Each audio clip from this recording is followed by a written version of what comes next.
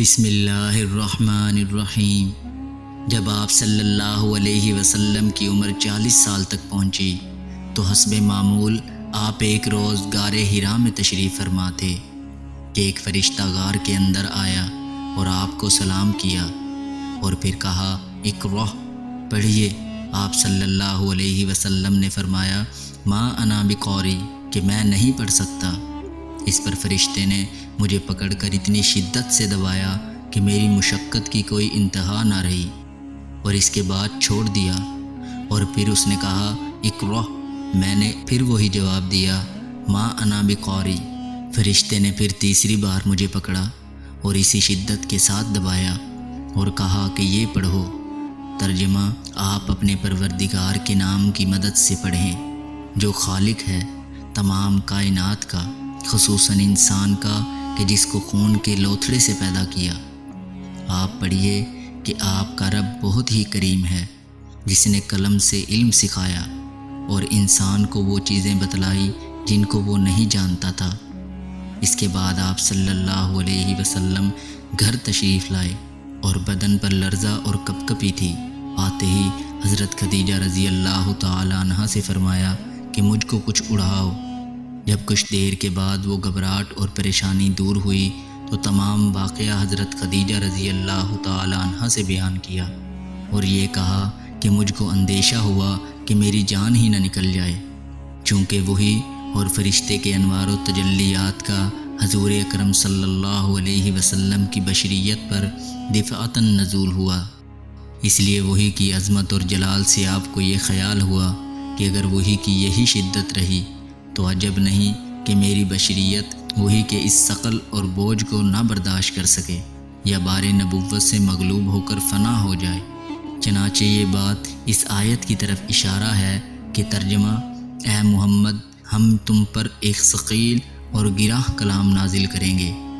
سوار ہونے کی حالت میں اگر آپ صلی اللہ علیہ وسلم پر وہی نازل ہوتی تو اونٹنی وہی کی وجہ سے مجبوراً بیٹھ جاتی۔ زید بن حارث فرماتے ہیں کہ ایک بار آپ صلی اللہ علیہ وسلم کی ران میری ران پر تھی کہ وہی نازل ہو گئی۔ اس وقت آپ صلی اللہ علیہ وسلم کی ران اس درجہ ثقیل معلوم ہوئی کہ اپنی ران کے چور چور ہو جانے کا اندیشہ ہو گیا۔ ایک معمولی شے اگر خلاف طبع آ جاتی ہے تو انسان پریشان ہو جاتا ہے، اور اگر ایسا عظیم الشان واقعہ آ جائے جو وہم و گمان میں بھی نہ ہو تو اس واقعے سے گھبرا جانا کوئی خلاف شان بات نہیں۔ موسیٰ علیہ السلام کو جب اللہ تعالیٰ کی طرف سے معجزہ یعنی عصا عطا ہوا اور حکم ہوا کہ اے موسیٰ اپنا عصا زمین پر ڈال دو، جب دیکھا کہ وہ سانپ بن کر چلنے لگا تو موسیٰ علیہ السلام اس قدر ڈر کے بھاگے کہ منہ موڑ کر بھی نہ دیکھا۔ اس وقت آواز آئی اے موسیٰ واپس آؤ، ڈرو مت، تم بالکل مامون رہو گے۔ موسیٰ علیہ السلام کا یہ ڈرنا اور بھاگنا طبیعت بشریہ کا اقتضا ہے۔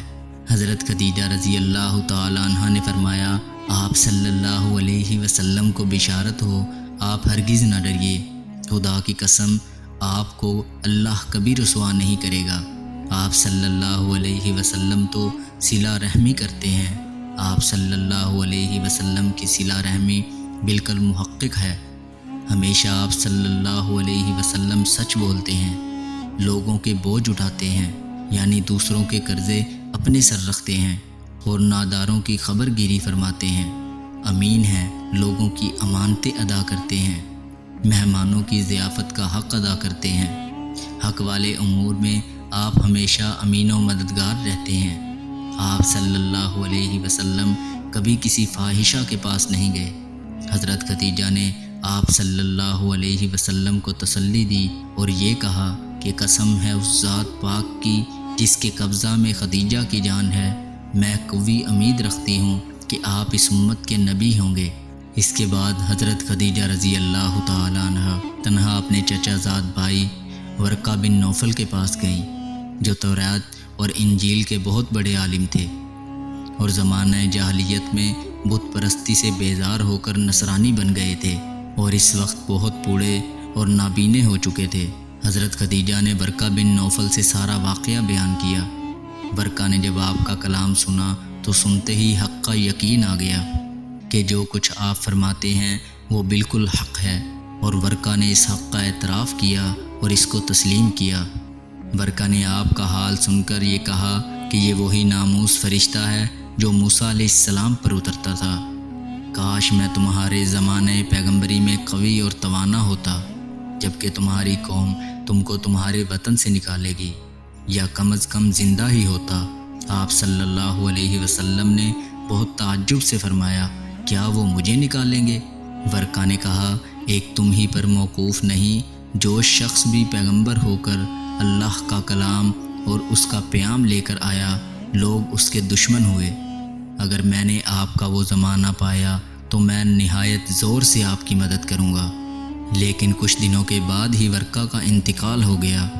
اللہ پاک ہمیں حضور اکرم صلی اللہ علیہ وسلم سے سچی محبت اور آپ کی تعلیمات پر عمل کرنے کی توفیق عطا فرمائے، آمین۔